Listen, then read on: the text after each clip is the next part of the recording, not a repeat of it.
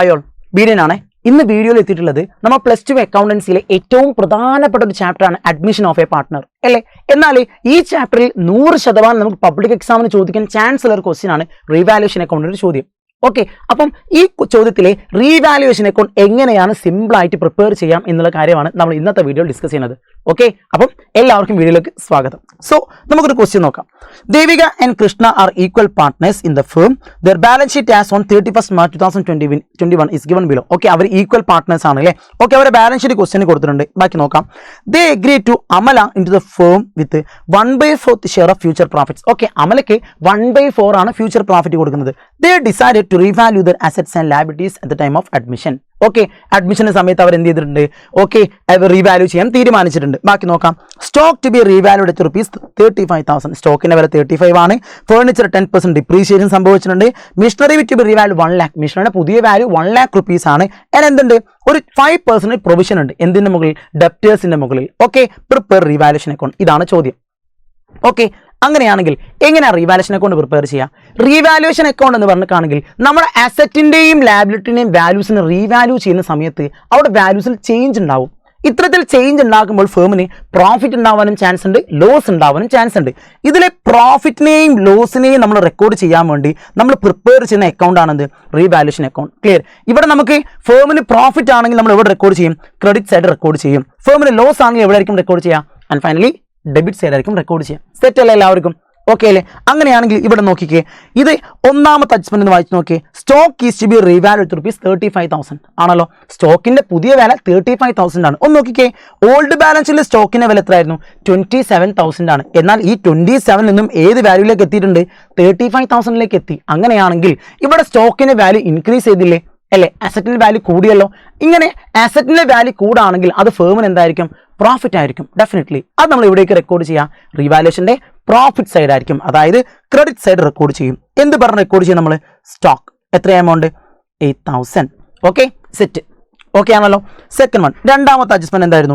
Furniture is to be depreciated by 10%. എന്താണ് ഈ depreciation എന്ന് പറഞ്ഞിട്ടാണെങ്കിൽ ഒരു അസറ്റിന്റെ വാല്യൂ കുറയുകയാണെങ്കിൽ നമ്മൾ അതിനെ വിളിക്കുന്ന പേരാണ് മക്കളെ ഡിപ്രീസിയേഷൻ അല്ലേ. ഇവിടെ നോക്കിക്കേ, ഇവിടെ ഫർണിച്ചറിന്റെ വാല്യൂ 33,000. അപ്പം 33,000 റുപ്പീസിന് 10% ഡിപ്രീസിയേഷൻ സംഭവിച്ചു. എത്ര? 3,300. ഒന്ന് ആലോചിച്ച് നോക്കിയേ, അസറ്റിന്റെ വാല്യൂ കുറഞ്ഞല്ലോ. അസറ്റിന്റെ വാല്യൂ കുറയുകയാണെങ്കിൽ അത് ഫേമിന് എന്തായിരിക്കും? Absolutely it will be a loss, right? So നമ്മൾ ഇവിടേക്ക് റെക്കോർഡ് ചെയ്യലേ revaluation account debit side record ചെയ്യും. എന്ത് പറഞ്ഞ് റെക്കോർഡ് ചെയ്യും? ഫേർണിച്ചർ. എത്ര എമൗണ്ട്? 3,300. ഓക്കെ അല്ലേ എല്ലാവർക്കും? സിമ്പിൾ അല്ലേ? സെറ്റ് അല്ലേ? നെക്സ്റ്റ് മൂന്നാമത്തെ നോക്കാം. Machinery use to be revalued ₹1 lakh. മിഷനറിയുടെ റീവാല്യൂ ചെയ്ത വാല്യൂ എത്രയാണ്? 1,00,000 രൂപയാണ്. 1 lakh ആണ്. അങ്ങനെയാണെങ്കിൽ നോക്കിക്കേ, മിഷനറിന്റെ പഴയ വാല്യൂ 84,000. അതായത് 84,000 റുപ്പീസിന് ഒരു പ്രൊഡക്റ്റ് എന്തായിട്ട് മാറി? 1,00,000 രൂപയായിട്ട് മാറി. അങ്ങനെയാണെങ്കിൽ പ്രോഫിറ്റ് ആയിരിക്കും, ലോസ് ആയിരിക്കും? ഒന്ന് നോക്കിക്കേ, 60,000 റുപ്പീസ് വാല്യൂ കൂടിയല്ലോ, അസറ്റ് അല്ലേ. അങ്ങനെയാണെങ്കിൽ അതെന്തായിരിക്കും? പ്രോഫിറ്റ് ആയിരിക്കും. അപ്പൊ നമ്മൾ ഇവിടെ റെക്കോർഡ് ചെയ്യാം, റീവാലുവേഷന് ഡെബിറ്റ് സൈഡ് റെക്കോർഡ് ചെയ്യും, സോറി പ്രോഫിറ്റ് സൈഡ് റെക്കോർഡ് ചെയ്യും, അതായത് ക്രെഡിറ്റ് സൈഡ്. എത്ര? 16,000. സെറ്റ് അല്ലേ എല്ലാവർക്കും? സിമ്പിൾ അല്ലേ? കളർഫുൾ സാധനം അല്ലേ? ഫൈൻ. ലാസ്റ്റ് ആൻഡ് ഫൈനലി എന്താണ്? എ പ്രൊവിഷൻ ഫോർ ഡൗട്ട്ഫുൾ ഡെപ്റ്റ് is to be created 5% on debtors അല്ലേ. അതായത് ഈ ക്വസ്റ്റിന് ഡെപ്റ്റേഴ്സിന്റെ വാല്യൂ എത്ര മക്കളെ? 20,000 റുപ്പീസ് ആണ്. അതായത് 20,000 രൂപ ഡെപ്റ്റേഴ്സിന് മുകളിൽ 5% പ്രൊവിഷൻ ഉണ്ട്. അപ്പൊ ചോദിച്ചോട്ടെ, എന്താണ് ഈ പ്രൊവിഷൻ എന്ന് പറഞ്ഞിട്ടാണെങ്കിൽ നമുക്ക് കിട്ടാനും കിട്ടാതിരിക്കാനും ചാൻസ് ഉള്ള എമൗണ്ട് ആണ് അല്ലേ. ആ പണം നമുക്ക് ചിലപ്പോഴേ കിട്ടത്തുള്ളൂ, ചിലപ്പോൾ കിട്ടത്തില്ല. അതായത് ഇവിടെ 20,000 റുപ്പീസിന്റെ 5% ആണ് അല്ലേ, അതായത് 1000 രൂപ. അപ്പം ഈ 1000 കിട്ടാനും ചാൻസ് ഉണ്ട്, കിട്ടാതിരിക്കാനും ചാൻസ് ഉണ്ട് അല്ലേ. എന്നാൽ അക്കൗണ്ടിങ് പ്രിൻസിപ്പിൾ പ്രകാരം നമുക്കിത് എന്ത് പറഞ്ഞേ കാണിക്കാൻ പറ്റത്തുള്ളൂ? കിട്ടില്ല എന്ന് പറഞ്ഞു വേണം നമുക്ക് കാണിക്കാൻ അല്ലേ. അതായത് ഇവിടെ 1000 രൂപ കമ്പനിക്ക് എന്താണ്? നഷ്ടമല്ലേ. ആ 1000 രൂപ തിരിച്ച് കിട്ടത്തില്ല എന്ന് നമ്മൾ കരുതി ഒഴിവാക്കാണ് അല്ലേ. അപ്പം 1000 രൂപ എന്താണ്? നഷ്ടമാണ്. അപ്പൊ നമ്മൾ എന്തെങ്കിലും ചെയ്യുക? പ്രൊവിഷൻ എന്ന് പറഞ്ഞ് നമ്മൾ എന്ത് ചെയ്യും?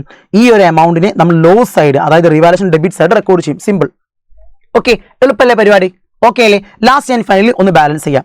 ഇവിടെ നോക്കുമ്പോൾ ക്രെഡിറ്റ് സൈഡ് നോക്കുമ്പോൾ 24,000 ആയിരിക്കും ബാലൻസ് വരാം അല്ലേ. ഡെബിറ്റ് സൈഡ് നോക്കുമ്പോഴോ നമുക്ക് കിട്ടല് 4,300 ആയിരിക്കും ബാലൻസ് വരുന്നത് അല്ലേ. ഓക്കെ, 4,300 ആണ് ബാലൻസ് വരുന്നത്. So 24,000 minus 4,300 that will be എത്ര വരും? 19,700. ഓക്കെ, ഈ 19,700 എന്ന് പറഞ്ഞാൽ റീവാലുവേഷൻ പ്രോഫിറ്റ് ആണ്. പറഞ്ഞ കാര്യം ക്ലിയർ അല്ലേ? എന്താണ്? റീവാലുവേഷൻ പ്രോഫിറ്റ് ആണ്. ഇത് നമ്മൾ ആർക്ക് വീതിച്ചു കൊടുക്കണം? Old partners. ആരൊക്കെയായിരുന്നു ഓൾഡ് പാർട്ട്നേഴ്സ്?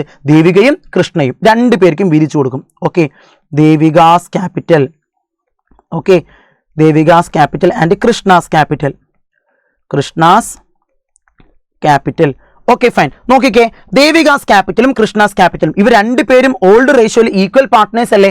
അങ്ങനെയാണെങ്കിൽ ഈ ഒരു 19,700 പാതി, അതായത് ഇത്ര വരും 9,850. ഇത് രണ്ട് പേരും കൂടി എന്ത് ചെയ്യും മക്കളെ? ഈക്വൽ ആയിട്ട് വിധിച്ചെടുക്കും. 9,850 എന്ത് ചെയ്യും? രണ്ട് പേരും കൂടി ഈക്വൽ ആയിട്ട് വിധിച്ചെടുക്കും. എല്ലാവർക്കും ഓക്കെ അല്ലേ? അപ്പം ഇത്രയും സിമ്പിൾ ആണ് എന്ത് നമ്മുടെ റീവാലുവേഷൻ അക്കൗണ്ട് എന്ന് പറഞ്ഞാൽ. ഓക്കെ, സോ നമുക്ക് എന്ത് ചെയ്യാം? മറ്റൊരു വീഡിയോയിൽ വീണ്ടും കണ്ടുമുട്ടാം. So all the best. നന്നായിട്ട് പഠിക്കാം, നന്നായിട്ട് വളരാം. ടീം സൈലം നിങ്ങളുടെ കൂടെ എപ്പോഴും ഉണ്ടായിരിക്കും. All the best.